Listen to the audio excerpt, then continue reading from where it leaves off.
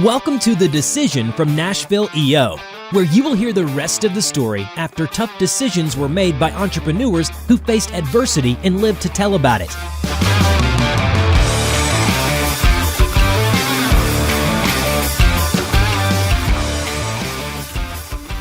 Hi, Robert Hartline here with The Decision, Nashville EO Chapters podcast on decision making. We hope to have this format in place for other entrepreneurs to hear stories of difficult challenges they've had in their business and their life, where you may need to leverage your form to get some help, some experience share on how can I make the right decision? I got lots of options. I don't know what to do. How can I get some help? That is The Decision. I'd like to welcome Marty Watts. My friend, how are you? I'm doing amazing. I've heard some rumors here. What rumors have you heard? I heard a rumor that you sold the business. I did sell the business. Tell me, my friend, what was your business that you had?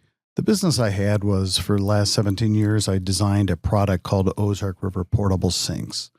So it's a compliance product for hand washing. And so I developed a product designed to 40,000 square foot facility in Murfreesboro. And for the last 17 years, been locked down doing that, creating processes and doing everything else. And recently made a decision to sell the business, sold it to a local Nashville firm. So they're keeping the jobs here, and their culture is amazing. So there was a lot of good decisions within just that decision. Yeah. And what brought you to that place where you were ready to move on? Oh, I would say probably 5 years ago, I was ready to move on. Yeah. I was already starting to itch a little bit. I was getting kind of, I'm an innovator. I love to innovate. I like to explore and to understand things. And, after you figure it all out, making money is the next step to that. And for me, I like to innovate. So I like to do something new. So I'd say 5 years ago, I started falling out of love with it. I actually thought I fell out of love with business. But it wasn't business that I was falling out of love with. It was actually the actual company I was falling out of love with. Well, how did that show up for you? Like, how did you know? What was changing about either the business or about what your day-to-day? The main decision came when I hired a coaching company to come in and coach me. And I realized I had to go from entrepreneur, really into CEO role. And it's not natural for entrepreneurs to do that. And I was more than willing to do it because there's a different level of understanding of people. And I love building cultures, those kind of things. And I remember I was just sitting there and we were talking about, me having to change certain things or learn new things. And I'm always for learning new things. But I came to the point where I didn't want to change for change's sake. And I realized that I had to change myself for the company. But I realized I really wanted to change for me, not for the company. And it was, I literally had this epiphany. I thought I was just falling out of love with business. Well, what was going on in the business that your coach was telling you that you had to change, that something was wrong with you? Was it like something was wrong with you, or and that you needed to change, or what was it? Was it in the leadership aspect? What in particular? Like what could be a story around that? A behavior you were doing that wasn't serving you? It really wasn't a behavior at all. And actually, I remember he said, I want you to start reading more. And I said, well, I listen to audiobooks and I'm a digester of random information. I like different things. And he wanted me to read. He said, no, I want you to read. And I said, good, I'll pick out a book. What do you want me to read? So I called him back in a week and I said, okay, I'm ready to read. What do you want me to read? And he said, what do you want to become? And I said, you know what? I'll have to get back to you in about 2 days. He asked a deep question. And it just changed the way I looked at things. It was just an epiphany that happened to me based on that question alone. So what did you read first? the first book I read was Good Leaders Ask Great Questions by John Maxwell. It changed the way I thought. I've always been inquisitive. I've always been curious, but it just made me a better understander of people. And I love culture. I love building that. I love the psychology of it. And in a manufacturing facility, I achieved what I needed to achieve there. In fact, when I sold the business, somebody asked, hey, give me one word barometer, how you feel today. And the word was accomplished. I felt I had done everything I could do for that particular business. Right. You've done all the things. Well, 17 years, right? 17 years for that project. That's a long time. It is a long time. There's a lot that changes in 17 years. So one of which would be, we were talking about earlier, COVID. Yes, COVID. And that was a huge, it just exploded my business with hot water hand washing. In fact, I reached out to 2 EO members. One happens to be sitting here, which is Robert, and another one was Mike Faith. And my business was just starting to explode from COVID for hand washing, hot water hand washing stations. You can only imagine. And I remember getting these 2 guys on the Zoom call, and they both said, "What the hell's the problem? Your business is going crazy." I said, "Yeah, that's the problem. It's going crazy. I got to do something here." And it was interesting. They gave me some experience shares of things that they've done or where they went. And actually, then, COVID was actually fun for me because it was creative. I actually pivoted the whole company. We grew by 238%. This is manufacturing. This is not, you're talking about supply chain. You're talking about people. You're talking about keeping people engaged. There was a lot going on. It was suppliers were shutting down. And through that conversation, I was able to, I made a decision to pivot the company from 45 models down to 5. Wow. And it's so funny. We just literally got off a podcast with Dave. and his business completely, evaporated overnight. And then we get to talk to you, and your business exploded. And there was just a lot of that during COVID. It was a lot of this, and it was extremes. Yeah. It was not, your business was a little affected. It was all affected. And then if you had a, positive thing happen, it was like extreme. Even in the same industry. So, I'm in the marketing business.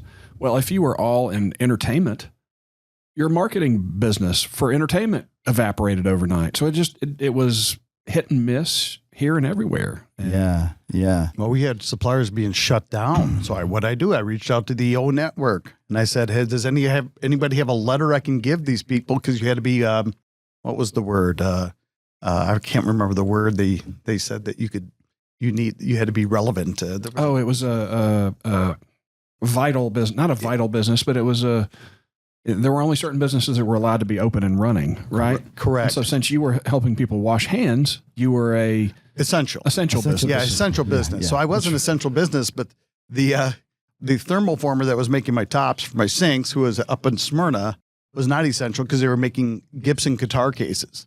Wow. So I actually got a letter, I think it was from Joe Freeman. He sent me this letter. He said, "This is what we're using." I actually wrote a letter. They stuck it on their door and they stayed open the whole time during COVID. Yeah. Perfect. So it was very, actually, I enjoyed it because I learned so much. I know. And it also shows the cracks, the things that you got to improve on, the process that you have to do. And then after COVID, again, that sinking feeling kind of came back on me and said, "You know what? I'm really bored with this. I'm not a paper pusher.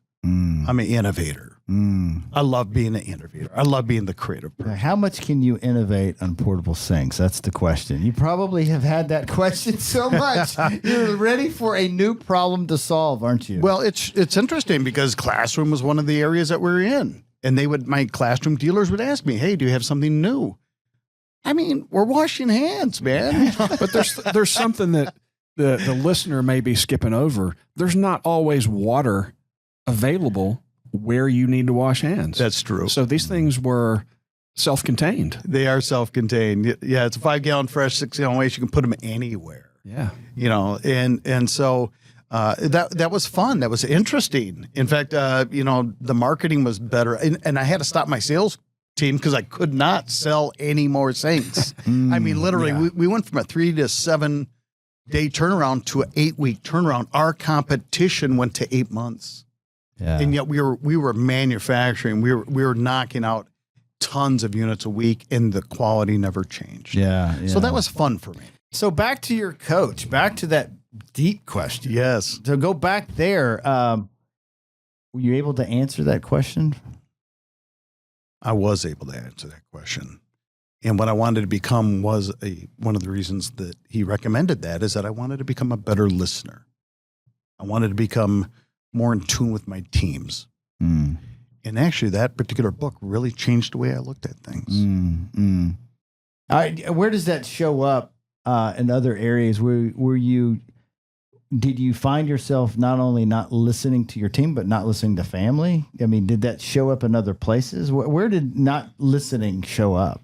I don't think it was a matter of not listening as it was becoming a better listener or more with more intention. Yeah. Maybe like if we're talking and having a discussion, right.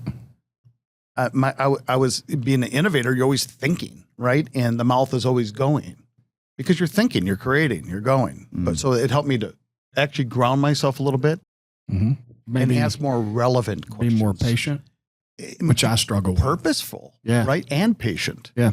Innovators typically have a impatientness about them, if that's a real, It's real word. Well, I think that naturally it's not just innovators. It's just entrepreneurs in general. Like we see things. I mean, we see dead people. We see things that other people just don't see. And we walk into your manufacturing facility. You've been away for a couple of weeks. You walk in, you see 5 things out of place. You automatically. Yet the team is sitting there completely clueless. And you're like, why do I see this? And they can't see this, which is very frustrating. It also makes me super impatient with people. And I just have to realize, we just see things differently. Well, the other thing that we always say is that we want to work on our business, not in our business. Well, if you want to work yourself out of a job, do that. Work on your business. I literally what's on my desk? there was nothing left to do. So listening actually was a great skill set for me to develop. Yeah. And actually, especially as I developed my team getting ready for the exit, I had to empower them. I didn't want to be part of the exit. I wanted to be exited. Yeah. I didn't want to be part of that. So what I did was I empowered the team. And one of the ways I empowered my team was what? Listen more and empower more. So this is interesting because in so many circumstances, when an owner is getting ready to sell, there's very few people in on what's happening. So your team knew? No. Okay. Maybe I misunderstood. No, one team.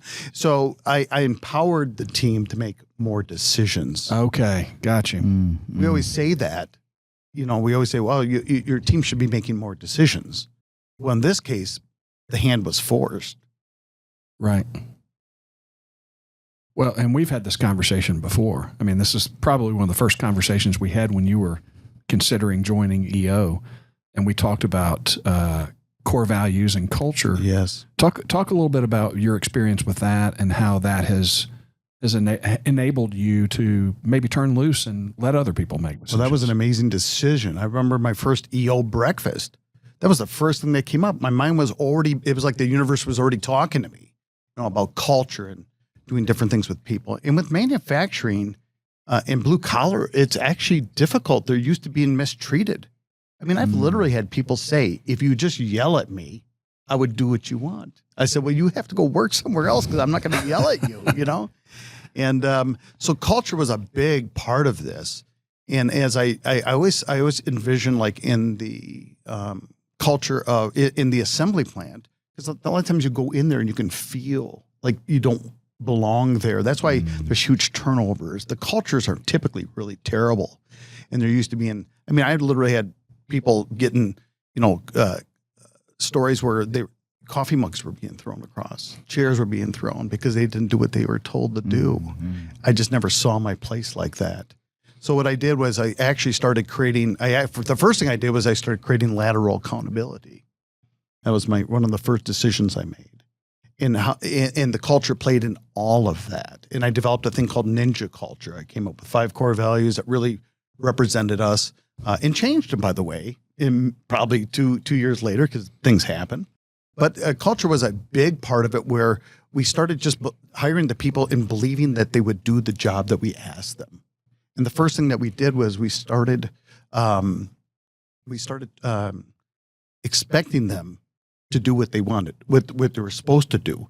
Even think about it in an assembly plant. How many times you go to an assembly plant or somewhere else and they get, guess what? We're taking a break at 10 o'clock, and everybody takes a break. They go around somewhere and complain about the company in the lunchroom, right? I took out breaks. I stopped taking breaks. I said, well, if I got to manage the time that you go to the bathroom, I said, you're working for the wrong company. Because if you got to go to the bathroom, or you got to fuel up, or you got to do that, do it with your team, and you guys decide when you're going to do that. Don't have us decide when you're going to do that. Mm-hmm. So that was a culture change. And then I went to a think tank in EO. I think Jeff Bradford was doing it at the time. And I remember they were talking about retreats. I'd never heard of such things, of shutting down a company and taking people out. And I remember hearing that. It was a game changer for me. And I started doing that. And I started bringing speakers. Now, you talk about assembly people that have never heard these things. They've never been part of these things. They must have thought they'd landed on another planet, right? I mean, I've been through plants before, and you walk in and you see this look like, who in the heck is this? And you're bringing in guest speakers to help them get better. They loved it. We actually did one at the Third Coast Comedy Club here in Nashville, where they did improv. I've done stuff with them before. They did improv. I said I saw my team in ways I never saw them before. Yeah. So that was a big part of the exit as well, is that culture got us through some really tough times. And you think, well, just because sales are great doesn't mean that people aren't stressed and strained and they wanted to be at home during COVID and everything else. And somebody else, and I forget who was it, Mary Sobin or somebody said, over-communicate with your team. Yeah. Well, we started doing these things. Yeah, we did we did improv with the team. It was been 7 years ago, and one thing that improv I think does for team building is the whole purpose of improv is to support your partner, and the yes and conversation feels so good, because so often. If your culture is not right, they will give you 1,000 reasons why they cannot do whatever. And the yes and culture just forces you to go, yeah, and we could probably color that blue. It just naturally allows you to tell the other person, I'm working with you. Well, think about that. We live in an or society. Yeah. It's this or that. Well, in that attitude, I've always been a big fan of comedy, and that attitude leads to joking and fun.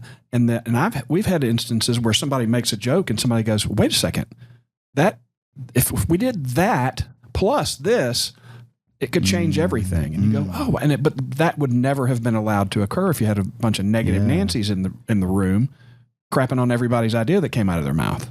I think Third Coast is going to have to pay us for this ad. They should be. Because they should. But the other thing I think is helpful when you're thinking of in the improv arena, when you make a fool of yourself and you are the leader and your team gets to see you be a rookie at something that you're not good at, they're like, oh, that's just a regular dude. He's not better than me. We're just normal people. Because sometimes we accidentally, through the boss status, elevate ourselves to a place that doesn't feel relatable to them. And then when they see us not being good at something, because we often see them not good. We see them not being good at something because they're new. And as new anyone, you're a rookie and you slip up, you make mistakes. And we've been there so long, they don't see us get to do it, right? So I really have enjoyed doing improv with my team. It's good to hear that another person is taking that journey. It was a game changer. I'm glad you mentioned that, Robert. And by the way, Third Coast Comedy Club is over at Eric Jackson's got a show tonight. I'm doing a set tonight. I did actually do an open mic there one time, It was terrible. I was not very good, and I need to go back. It was pre-COVID. Keep going. They have several different classes. I'm on my third class with them, so I'm not any good, but anyway. I don't believe that. Here's a question. So back to this question about Marty, and then selling. Take us back. Was there a defining moment that you said, "Hey, it's time to move on and sell"? Well, it came down to whether I wanted to buy the company, and buy my partner out. And I didn't want to. I didn't want to be part of it. And it was interesting. It was my company. I created it. I created every process, every product, every certification, whatever it is. I was all part of it. And like I said, if you remember, the one word barometer was accomplished. I feel like I solved everything I needed to solve. Yeah. And somebody needed, like some people sell a company and they always ask, well, what if somebody takes it to 40 million? Like a good entrepreneur is like, go, I want to see this. This is amazing. How did you do it? Yep. That's how I am with it. I don't know how you guys would be with it, but take it to the zenith. Yeah. Well, you honestly, you do want to see it succeed. You want to see it still live, you don't want to see it die, when I sold my business in 2020, a good number of the stores that I had up, I've seen them all close, and it doesn't feel good. Yeah. No, it doesn't. It's like there's no legacy there. There's no like, gosh, did it exist? So you wanted to be successful, and plus your team. Do you have any feelings about not being able to work with that team anymore, or? I don't. I feel like I've done the things I needed to do. In fact, I live not too far away, and I drove right by it, and I didn't even look. It was like it's already been erased. It's an amazing feeling. But I also spent the last year prepping for this. I didn't just like, oh, let's go do this. I started prepping my mind, my team. In fact, to get my team used to me not being there, I started working in my home office more. I made them make decisions. Yep. And it worked. Yeah. They were well equipped. Was there any surprises after selling? And it's only been not even a month, has it? No, it's been 2 weeks yesterday. Yeah. Any surprises since that you? No, I don't think there's any surprises. I would tell you this. Well, one surprise did come up, and it may be very little. It literally, the next day was like, I called it my unresponsibility day. Like like that's a word, right? But it was like I had no deadlines. I had nothing, I had nothing to do unless I wanted to do it. I literally went to the chiropractor, got adjusted, and I typically never go to Dunkin' Donuts because I love donuts, so I don't go there. But I got a breakfast sandwich, went in my house, ate the sandwich. I fell asleep for 4 hours straight. I don't think I've slept that sound in 2-3 years. Wow. It was amazing. Wow. And that was surprising. I was like tired. I was like, wow, this is what tired feels like. I've never been an exhausted person, but tired. Like my emotions were just drained. I was done. I was finished. Do you think it was taking more out of you than you realized then? 100%. Yeah. Yeah. I think that paying attention to your emotions is probably one of the key things that you can do. And I had really good people that, reminded me of that. And then we have the panels, right? We have the panels when people sell a business. Oh, what happens then? Well, I got depressed. I got this. I got that. I don't feel depressed. And that hasn't happened to me yet, or hopefully it never does. But I'm aware. I'm aware of it. So I'm gauging that. And so all those experience shares really helped me. Because, I came from a big family. I was number 9 of 10. One thing I've learned, one skill I have, is I learn from others very well. You have a choice, right? Right. If they got whooped. No. You knew what would set Dad off, right? I knew don't do that. But you also know what to do, right? So I've always had that. So I like paying attention to other people. So when they do have the panels and they do have experience shares, those are very vital to me in my decision making. They mean, and they have different weights to them, right? We have different weights to things. But they have those panels had a lot of weight because I knew I was selling. They came at the right time, which it seems like that always happens. I don't know if that happens to you guys, but it happens to me a lot. Like when I want the information, it comes. I believe that the answers are there. Yeah, it does. I can't think of anything off the top of my head, but it just sometimes the right person enters your life, and there you go.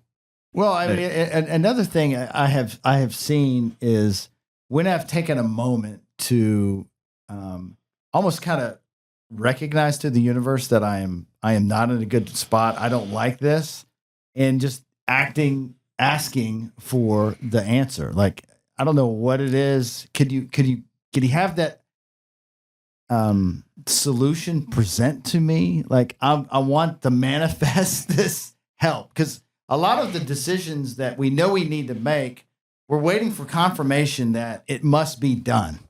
Like, I almost wish there was some kind of tool I could just text someone and said, I don't know how you do it, but make it happen for me where I am forced to make this decision. Even to be sabotaging, your success in one area of your life just so you can have that release to make that problem go away for good. Because I've seen that with my own business where I know I need to make this decision, but I'm too fearful of letting this person go, or I'm too fearful of making a commitment that I know I need to make, but it's that risk. As we get older, we don't want to take as much risk. We get more resistant to the risk. There's no doubt. Yeah. Yeah. Now, speaking of your form, is there times that you've leveraged your form to help with your decision making? Yeah, I would say it isn't so much presenting for me. Like I said, experience years are great. I love it when somebody presents an issue, because it's not my issue. It's something that it's not just affecting me, but I find so many things within its granular, the idea of forum, the little things that will spark an idea. Remember, I said I'm an innovator, so it just takes a little spark sometime for me to start, okay, I get it. I understand that. And even though I'm a manufacturer, it's kind of a unicorn. Especially in EO, there's not a lot of manufacturers. I can't just go to a manufacturer. Well, what do you guys think of this? But there are elements in everybody's business that are identical, right? Yeah. They're identical. And so from a forum standpoint, I get a lot of value out of hearing people's presentations, and I love the qualifying questions. I like hearing all of that. All of that is very important to me. But it also acts like a capillary. So when that's done, all of a sudden it seems like offline conversations happen. Mm-hmm. Or I remember I was struggling with cash flow. I didn't know where the hell my cash was. I was like, where's my cash? I have no cash. And when a forum member, I called him up, and he wasn't in manufacturing. And he was just, we're on the phone, we're talking. He says, well, is it here? Well, I felt like a Dr. Seuss. It's not in a box. It's not with a fox. I have no idea where this damn cash is. And he goes, Marty, do you have inventory? I said, hell yeah, I got inventory. He says, how much inventory? I said, well, I carry about 150 to 200 units. He says, how much money's sitting there? I said, about 200,000. Oh, there it is. Earning you 0% interest. Zero. Taking space up. He says, you need to have a sale, man. Yeah. Right? And we did. So it's solved. But that came out of a discussion in an experience in forum. Yeah. And then the discussion happened afterward, 2 days after. And I think rapport is really important. You really need to trust the people that you're, that are helping you, right? Otherwise, you don't listen to them. Yep. And I think that forum does that as well. Yeah, I just was in moderator training the other day, and it blew my mind about the 5%. We had a great conversation about 5%, because I've never been in a moderator training. No one ever taught me proper 5%. And it was not like anything I was doing. I was doing, the typical updates, my wife and I are going on this trip. This thing happened in the business, and the 5% is not that. It was not that at all. I mean, it was described to me as like, it was almost like, what did you discover about yourself in the last 30 days that you didn't know before, Marty? And someone asked me that question, that's when you go deep, because that's when you talk about the emotions that show up. And And the value of that I learned out of the moderator training is you get to see yourself and others when people are vulnerable. And you hear someone telling a heart-wrenching story about something that's happened, but how it made them feel and how to make them react. And when you hear these stories, when people become vulnerable, like I was listening to your story on EO Talks, and man, it gave me a new level of respect for you as a man. But I saw myself in the story too. And then I automatically gave me the ability to start seeing other people's stories, right?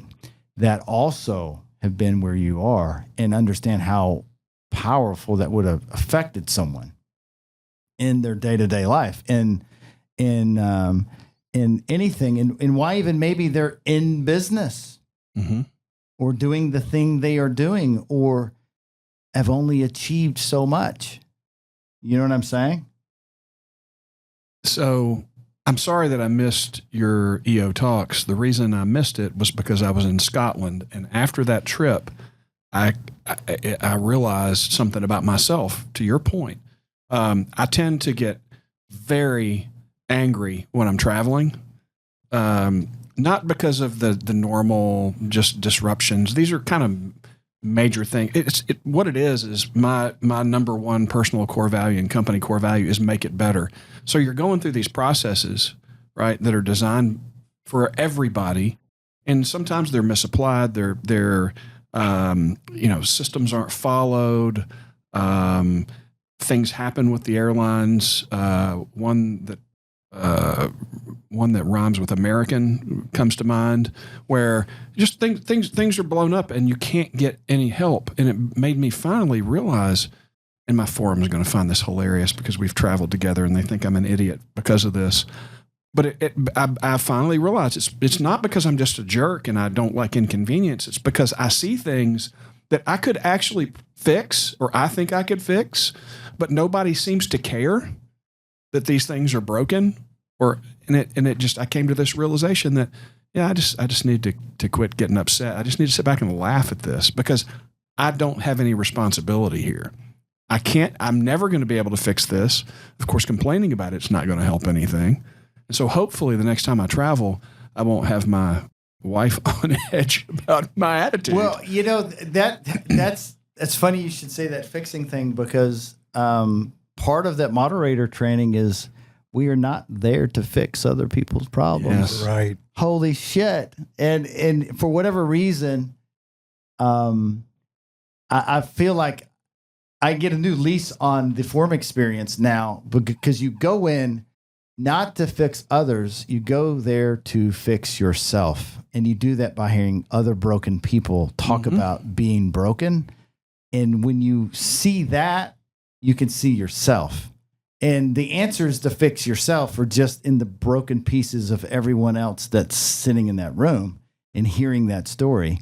Where I got to work on is, that sensation. You're like, oh God, I want this problem. I want to solve this problem. So right. Give it to me, baby. I want to make this thing go away. It's distracting. You can't really be effective in forum doing that. You can't be good for yourself. Yeah. Because you're so busy trying to solve someone else's problem. It's the same with our employees, right? We want to just solve their freaking problems. And guess what happens? We solve it. We get all of them, right? They're going to give you more. It's not like they're going to give you that one. They just gave you all of them. Oh, there's this book I read, Good Leaders Ask Great Questions. Thought that was coming. Yeah. It can be applied in so many ways, right? Yeah. So instead of trying to fix everything, because we want to give solutions, but I really believe that everybody's answer is usually within them. Mm-hmm. But sometimes we need encouragement to get it out. We talked about it earlier, that 4-word question. What do you think? And the things that you get back are amazing sometimes. And yet it often makes me go, oh, wow, I'm just going to stop talking because that's better than anything I had. Right. Yeah, I think I think vulnerability, within the forums and being moderate, I think vulnerability is something that's learned. I don't think you're born. I'm vulnerable to everything, right? So I think that being vulnerable or sharing as a leader in your company is very important. You want everybody else to be vulnerable, but you don't want to be vulnerable. It's tough, Right. right? So that 5%, you're starting to get in that vulnerability area, right? And also, one thing I noticed that from the moment I started EO to this point, the first thing is I don't know anything about anybody else's business but mine. I used to thought I could fix your business and I could fix you and let me help you. There is so much to fix right here. Right? I mean, think about that. People say, well, I want to push the universe forward. I said, the best way you can push the universe forward is just fix you. Fix you first. Well, and move forward. That vulnerability too, there's limits to that when you're the leader of the company. No doubt. Because if you were to be completely vulnerable, you would scare everybody to death. Like, hey, I think things are going to be okay, but we might not make payroll this week. I'm probably going to have to hit the line of credit. There's a limit. There's a limit to the vulnerability when it comes to the books. Yeah, because if you're completely vulnerable, you're going to freak a certain set of people out. I mean, there may be some people that will stick with you through thick and thin. But there's some people that just don't want to hear that stuff. Yeah, they don't want to hear it, Eric. Not only do they not want to hear it, they weaponize it. Oh, yeah. Because when they weaponize it, so vulnerability to me in business is like, hey, I made a mistake. I'm sorry. Right? That, start there. Start something simple. Start keeping notes. Right. Marty screwed up on 4/20. Oh, yeah. We got a little notepad going all the time, right? Yeah. But the reality is that you also got to be careful who you're vulnerable with, right? Because people do weaponize it. And when they weaponize it, it's usually at very inappropriate times. Right. Or, hey, I'm leaving this company because you did this or that or this or, because, hey, I was just being vulnerable. Right. And you'll learn that. But vulnerability, it has certainly levels to it. So Marty, now that you are opening up your time, you've released the business out into the world in safe hands and it will continue flourishing. Where is your time going to go? Well, right now my time is getting a house ready so I can live in this house. I'm enjoying that. And actually, I'm going to spend some time. I'm actually going to I'm doing my own single retreat. I'm actually going to go to the mountains. I'm going to spend my time alone with me and find out kind of who I am. After raising 7 kids and I went through a divorce, I went through all this stuff, lost, sold the business and, left some things behind and everything else. And it's time to find me. And I have ideas, things I want to do. I have a couple things. I'm starting a thing called Rocket Man, some new stuff. And I'm not even so sure the direction that's taken, but it's going to be helping people. And that's the main thing that I want to do. So do you have a plan for your time alone? I do, actually. A very, very specific plan. Yeah. Do you have any suggestions? I'm open for suggestions. Gosh, I don't know. I would write every day, I think, if I were to do something like that. Maybe even go without listening to music for a while, because if I'm not here in this podcast, or I'm typically listening to music in the background, and I think it would be nice to just not have any noise and just see what pops up. Yeah, that brings up a good point. When you said, it made me think, I wonder if I left my phone and I had no phone and I had no internet, and what would show up? I don't know. Right. Yeah. Yeah. Yeah. I'm unplugging. Everybody loves me and knows me. They know that I'm unplugging. I'm literally unplugging. Minimum 3 days. I'm just going to unplug. I just wondered what would happen to all my followers on Instagram without me forwarding memes to them. We need to find out where he's going to be and spook the shit out of him. Get them all. Wait 3 days. Oh, he's yeah. like totally isolated in the middle of the night. Just bang some pots and pans outside the door. I want to tell you, I will not be in a dark teepee. Number one.